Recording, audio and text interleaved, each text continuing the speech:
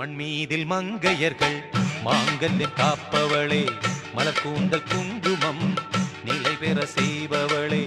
மண்மீதில் மங்கையர்கள் மாங்கல்யம் காப்பவளே, மலர்கூந்தல் குங்குமம் நிலை பெற செய்பவளே. தில்லை காளி அம்மா தில்லை காளி, தில்லை காளி அம்மா தில்லை காளி. பாதாளகாளி ஜெய், பாதாளகாளி ஜெய், பாதாளகாளி. ஸ்ரீ பாதாளகாளி அம்மனே போற்றி போற்றி.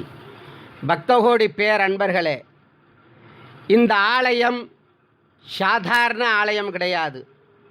இந்த ஆலயத்தினுடைய சார அம்சம், சூலத்தினுடைய பவர் இங்கு அதிகமாக இருக்கிறது. அதோடு மட்டுமல்ல, சித்ரா பௌர்ணமி அன்று வேள்வி ஆரம்பித்தோம்.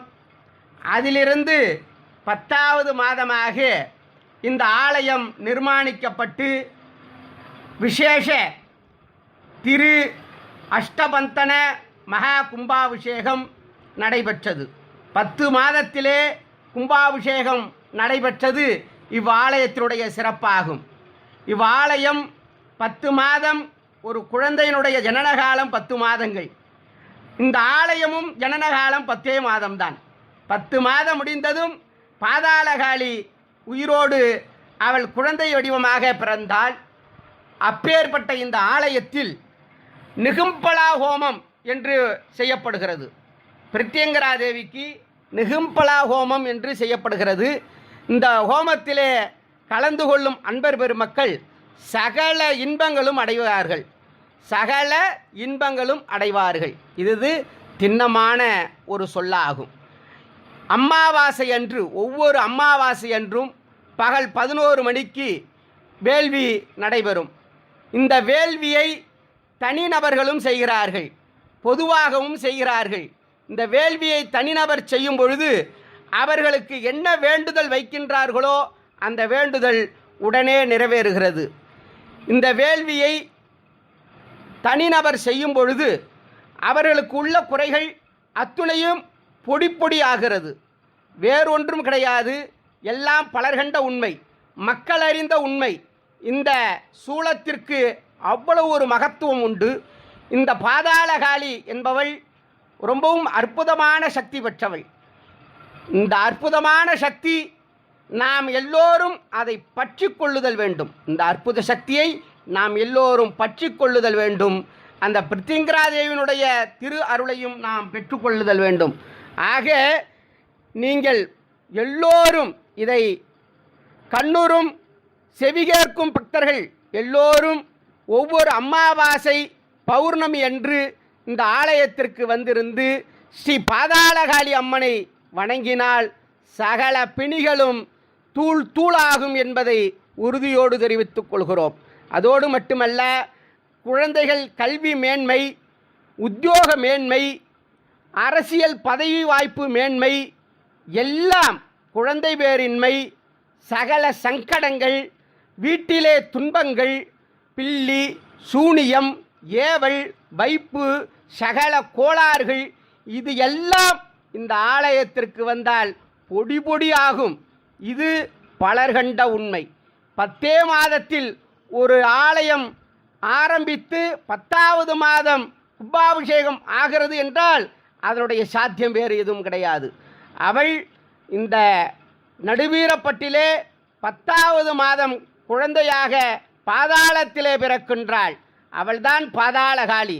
வந்து பாருங்கள் ஒரு முறை இவ்வாலயத்தினுடைய மகத்துவத்தை. இவ்வாலயம் எழில் சூர்ந்த நிலையில் அமர்ந்திருக்கின்றது. பக்கத்திலே ஓடை, நரியன் வாய்க்கால் என்று சொல்லப்படுகின்ற ஓடையிலே அமர்ந்திருக்கின்றாள். ஓடை அருகிலே இருப்பவள் நம்முடைய பாவப்பிணிகளை எல்லாம் ஓட வைப்பாள். இது பலர்கண்ட உண்மை, இது சத்தியமான சொல். ஆக பக்தகோடி பேரன்பர்கள் வாலயத்தில் வந்து அவரவர்களுடைய பாவப்பிணிகளை ஓடையிலே ஓட விடுங்கள். அவளுடைய சக்திக்கு பாத்திரமாகுங்கள். அவள் எல்லாம் சக்திமயம் என்று அமர்ந்திருக்கின்றாள். பாதாளத்திலே இருக்கும் அந்த பாதாளகாளி பக்தர்களாகிய உங்களுடைய குறைகளை தீர்ப்பாள் தீர்ப்பாள் தீர்ப்பாள். வேறு எவரும் கண்டிடாத ஒரு உண்மை இங்கு வந்தால் நீங்கள் காணலாம். அந்த ஆலயத்தினுடைய மகத்துவத்தை அறியலாம். ஆலயம் என்பது எல்லாருக்கும் தெரியும். ஆனால் இந்த ஆலயம் 10 மாதத்தில் அமைந்த ஆலயம். 10 மாதத்தில் அமைந்த ஆலயம் என்பதனால் ஒரு ஜனன காலம் குழந்தைக்கு 10 மாதம். கருவறையிலே இருந்து ஜனனமாகி வரும் 10வது மாதம் அம்பாள் அதே போல சித்திரையிலிருந்து தை மாதம் பிறந்தாள். தை மாதம் கும்பாபிஷேகம் நடந்தது. அதுவும் துர்முகி வருஷம் 20ஆம் தேதி பிப்ரவரி 2ஆம் தேதி வியாழக்கிழமை குருவாரம் ஓரை புதன் ஓரை 10/11 இந்த நன்னாளிலே அவளுக்கு திருக்குடுமுழக்கு நன்னீராட்டு பெருவிழா நடந்தது. ஆக பக்தகோடி பேரன்பர்கள் தவறாது இந்த ஆலயத்தை வந்து தரிசனம் செய்யுங்கள். எல்லாருடைய குறையையும் தீர்த்து கொள்ளுங்கள். ஓடையிலே ஓட விடுங்கள் குறைகளை எல்லாம். நீங்கள் நிறைவாக செல்லுங்கள். இதுதான் பாதாளகாலியினுடைய அன்பான உத்தரவு. ஆக எவ்வளவு கஷ்டம் இருந்தாலும் இவ்வாலயத்திற்கு வந்து தரிசனம் செய்தால் அந்த கஷ்டமெல்லாம் நீங்கும் நீங்கும் நீங்கும் என்பதனை கூறிக்கொண்டு எல்லா பக்தகோடி பேரன்பர்களும் இதை கண்ணூரும் பக்தகோடி பேரன்பர்கள் தவறாத ஆலயத்திற்கு வந்து இந்த பேரானந்தம் பெருவாழ்வு பேரின்பத்தை அடைய வேண்டும் என்பதனுடைய உத்தரவாக அம்பாள் கூறும் உத்தரவாக எடுத்துக்கொள்ளுங்கள். ஆக எல்லா மக்களும் இவ்வாலயத்தில் வந்து தரிசனம் செய்யுங்கள். ஜெய் பாதாளகாளி, ஜெய் பாதாளகாளி.